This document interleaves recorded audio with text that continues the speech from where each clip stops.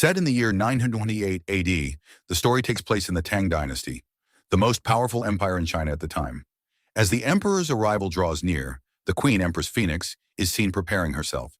She carefully puts on layers of intricate ornaments, each one reflecting the rich traditions and culture of the royal court. With some time left before the emperor returns, she decides to visit the emperor's eldest son, Prince Yuan, the crown prince and rightful heir to the throne. Yuan's biological mother, the emperor's first wife, has long passed away, which led the emperor to remarry and take Empress Phoenix as his new queen. By status, Yuan and Empress Phoenix are stepson and stepmother, but behind the emperor's back, their relationship has crossed that boundary, and they have been secretly involved for years. However, Yuan behaves coldly during their meeting, distant in a way that feels unusual. Sensing this shift, Empress Phoenix leaves without pressing further. Soon after, royal servants approach her with a medicinal concoction, one she is required to consume daily to treat her illness. Yuan also has a younger brother, Prince Yu, the emperor's youngest son. Together, they prepare for the emperor's return from his journey outside the capital. What should have been a simple welcome turns into a grand event, filled with luxury and attended by many, a reflection of the emperor's unmatched authority and the deep respect he commands. But just as everything is ready, a royal messenger arrives with unexpected news. The emperor's return has been delayed until the next morning. Despite all the preparations, no one dares to question or complain. After all, the emperor's word is absolute. And this is Emperor Ping. The delay, it turns out, is not without reason. He is visiting his stepson, Prince Jai, the biological son of Empress Phoenix. After 3 years apart, the emperor wastes no time. He throws a sword toward Jai, challenging him to a duel, and the two immediately clash. Despite his elaborate attire and older age, Emperor Ping proves he is still a formidable fighter, easily overpowering the younger prince.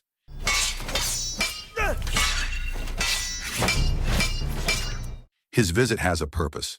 After years of guarding the border, Prince Jai is finally being summoned back to the palace to once again enjoy the privileges of royal life. Upon arriving at the palace, Empress Phoenix immediately embraces Prince Jai.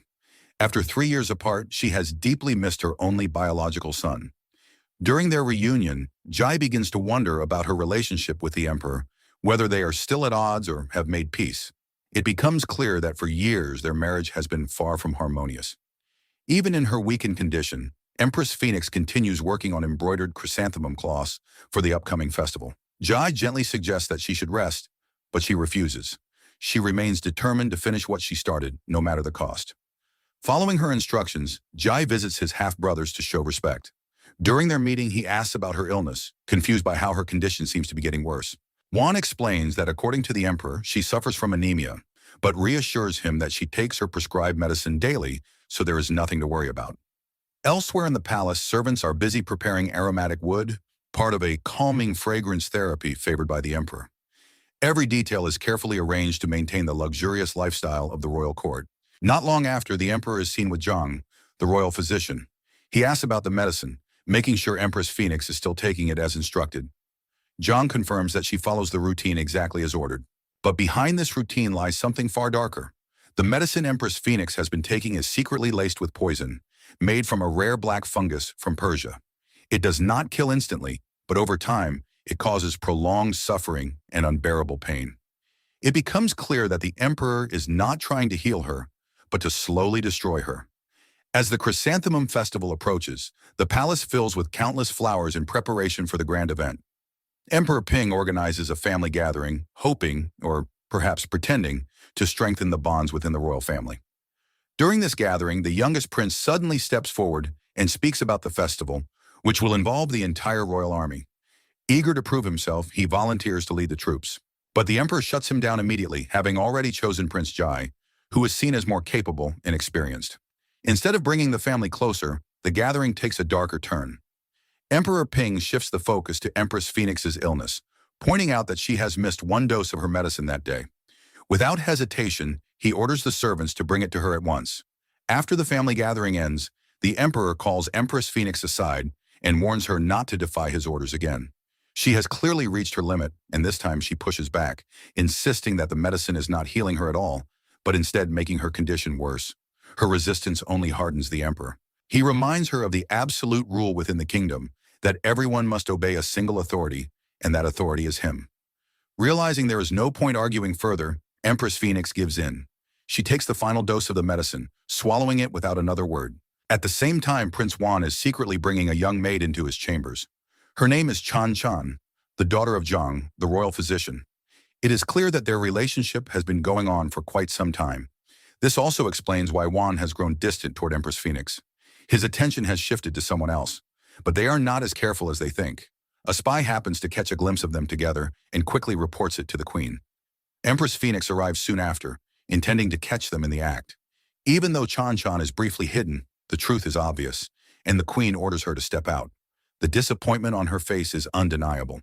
She struggles to accept that her stepson, in secret lover, has chosen someone younger over her.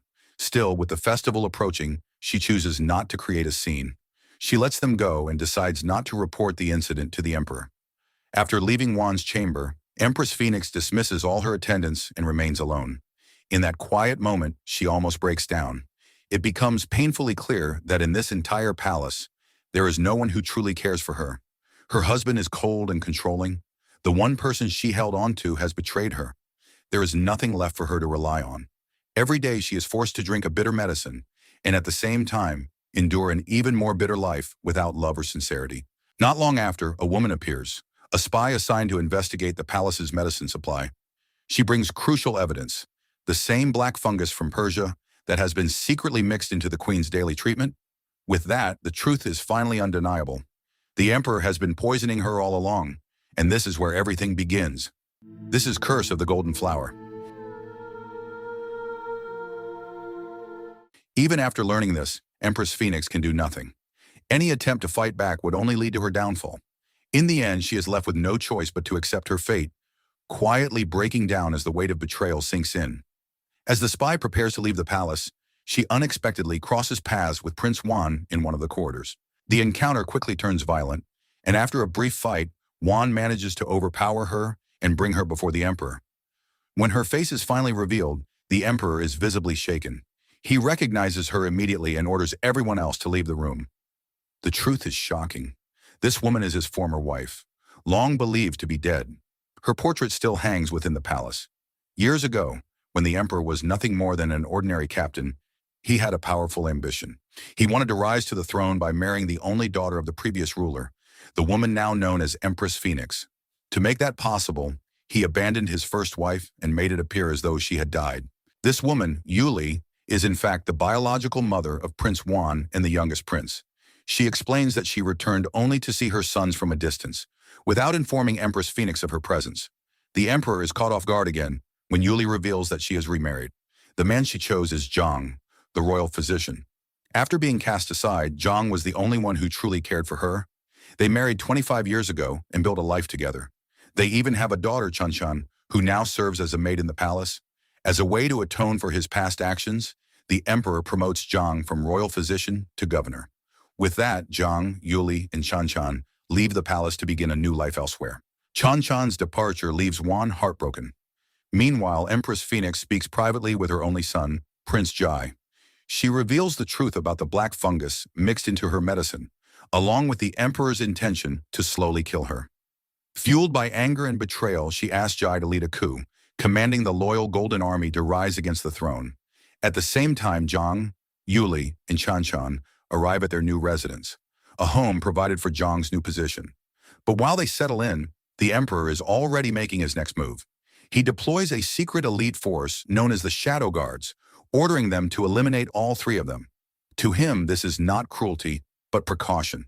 They know too much about his past, and leaving them alive would be a risk he is not willing to take. As evening approaches, Prince Juan can no longer hold back his longing for Chan Chan. He secretly leaves the palace just to see her again. Without Yuli and Zhang knowing, the two meet privately in her room, spending time together like they always have. During their time alone, Chan Chan casually talks about Empress Phoenix and her habit of embroidering cloth. She mentions the chrysanthemum patterns being prepared for the upcoming festival. From what she has heard, the queen and her servants have created 10,000 embroidered pieces, meant to be worn by 10,000 golden soldiers. At that moment, Juan realizes the truth. This is not just preparation for a festival, it is a signal. Empress Phoenix is planning a coup. Just as Juan is about to leave, Yuli and Zhang enter the room. Seeing Juan and Chan Chan together shocks Yuli, and she immediately forbids their relationship. The truth is devastating. They are siblings born from the same mother, even though they have different fathers. But Yuli does not fully explain the situation, and that confusion drives Chan Chan to chase after Wan as he heads back to the palace. At the same time, danger arrives. The Emperor's shadow guards have already reached the residence, sent to eliminate everyone inside. These are not ordinary soldiers. They are trained assassins, efficient and ruthless. Even with guards present, Zhang and Yuli's defenses stand no chance. As their protectors fall one by one, Zhang and Yuli flee on horseback.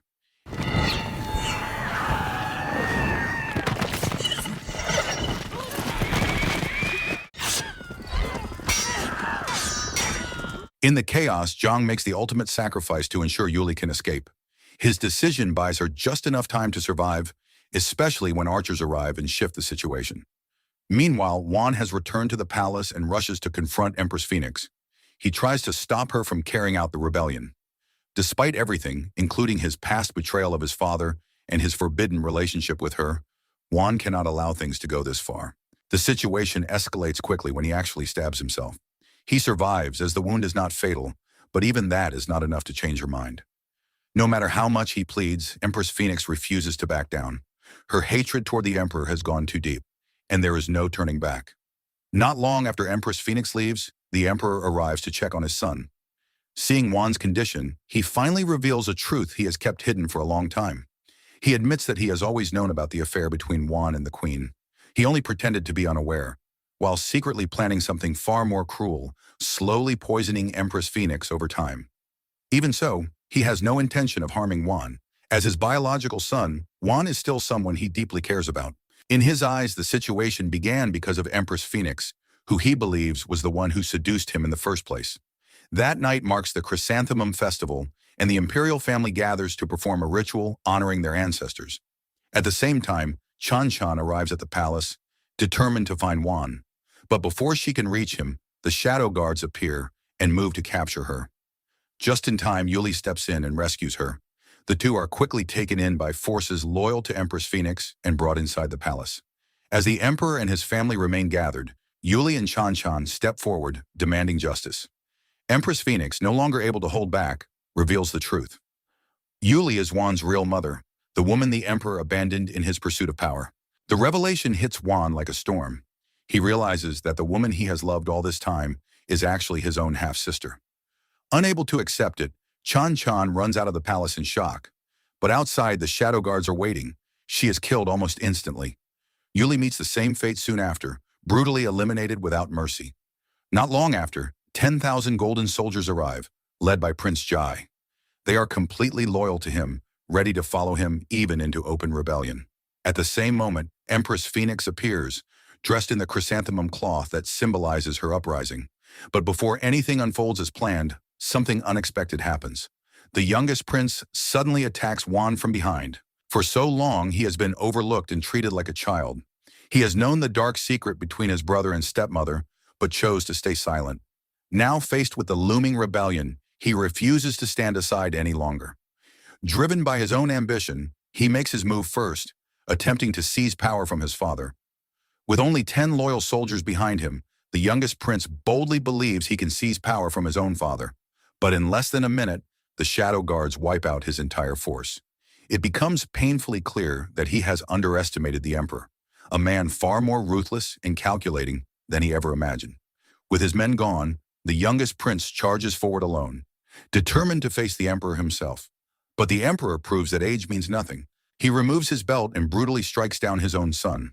In the end, both of the Emperor's biological sons lose their lives, leaving no heir behind. Meanwhile, Prince Jai continues his push into the palace with his golden army. They are suddenly ambushed by shadow guards dropping in from above, triggering a fierce battle.